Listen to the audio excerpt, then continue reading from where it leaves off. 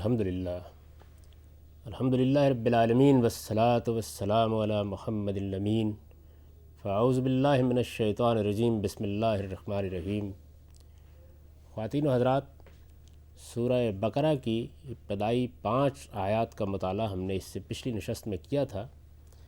اس میں بعض اہم مباحث ہیں جن پر ایک نظر ڈال لینی چاہیے۔ پہلی چیز جو اس پہ بیان کی گئی ہے وہ ایمان بالغیب ہے۔ میں نے یہ بات اس سے پہلے بھی عرض کی تھی اور اب پھر اس کی وضاحت کیے دیتا ہوں کہ ایمان بالغیب کے معنی ہرگز یہ نہیں ہے کہ آدمی کسی چیز کو بے سوچے سمجھے تسلیم کرے۔ اس کا اصلی مفہوم یہ ہے کہ اس دنیا میں جو آزمائش اللہ تعالیٰ نے برپا کی ہے اس میں حقائق ہماری آنکھوں کے سامنے نہیں ہیں، چنانچہ ہم سے یہ مطالبہ کیا گیا ہے کہ ہم ان حقائق کو سمجھیں، ان کو ایک عقلی تقاضے کی حیثیت سے قبول کریں، ان پر غور کر کے، ان پر تدبر کر کے ان کی حقیقت کو دریافت کریں اور پھر علم و عقل کی روشنی میں ان کو مانیں۔ تو اصل میں ایمان بالغیب کا یہ مفہوم ہے جو قرآن مجید اپنے پیش نظر رکھتا ہے۔ اس کے معنی غیب پر ایمان لانے کے نہیں ہیں بلکہ غیب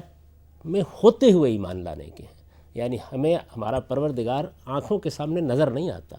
ہم آخرت کے تمام معاملات کا مشاہدہ نہیں کر رہے ہوتے،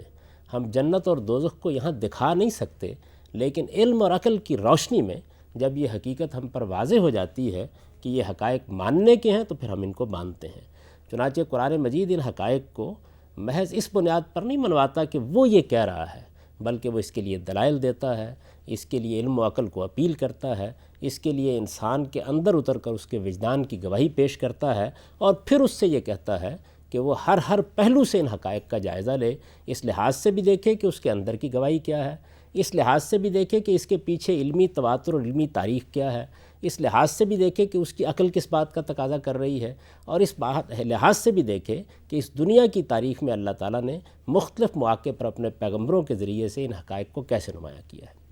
دوسری چیز جو اس میں بیان ہوئی ہے وہ اقامت صلاۃ ہے، یعنی نماز کا اہتمام کریں۔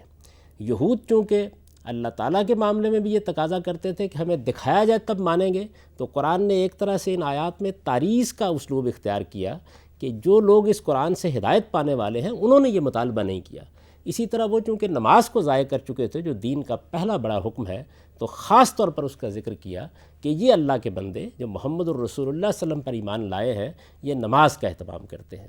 نماز کے بارے میں یہ بات جان لینی چاہیے کہ اس کی ابتدا رسول اللہ صلی اللہ علیہ وسلم سے نہیں ہوئی بلکہ تمام انبیاء کے دین میں یہ اللہ کا پہلا بڑا حکم رہا ہے۔ چنانچہ جس طریقے سے ہمارے اوپر یہ 5 نمازیں فرض کی گئی ہیں، اسی طرح سے اس سے پہلے انبیاء کے اوپر بھی یہ نمازیں فرض کی گئی تھیں۔ چنانچہ یہ معلوم ہوتا ہے کہ رسول اللہ صلی اللہ علیہ وسلم سے پہلے بھی اہل عرب نماز کا اہتمام کرتے تھے۔ یہود کے ہاں نماز اسی صورت میں موجود تھی، نصارہ کے ہاں نماز اسی صورت میں موجود تھی، اور ہم جب نماز کی تاریخ کا مطالعہ کرتے ہیں تو یہ بات بالکل واضح ہو جاتی ہے کہ یہ وہی عبادت ہے جو تمام انبیاء علیہم السلام نے انہی اوقات میں کی ہے۔ چنانچہ ابو داؤد کی ایک روایت میں یہ بیان ہوا ہے کہ جب رسول اللہ صلی اللہ علیہ وسلم کو سیدنا جبریل نے نمازوں کے اوقات بتائے تو اس میں خاص طور پر یہ جملہ کہا کہ یہ وہی اوقات ہیں جو سب انبیاء کے لیے نمازوں کے اوقات رہے ہیں۔ سیدنا ابراہیم کو اس کی تلقین کی گئی، سیدنا موسیٰ علیہ السلام پر پہلی وحی آئی تو اسی کی تلقین کی گئی۔ چنانچہ یہ اللہ کا وہ حکم ہے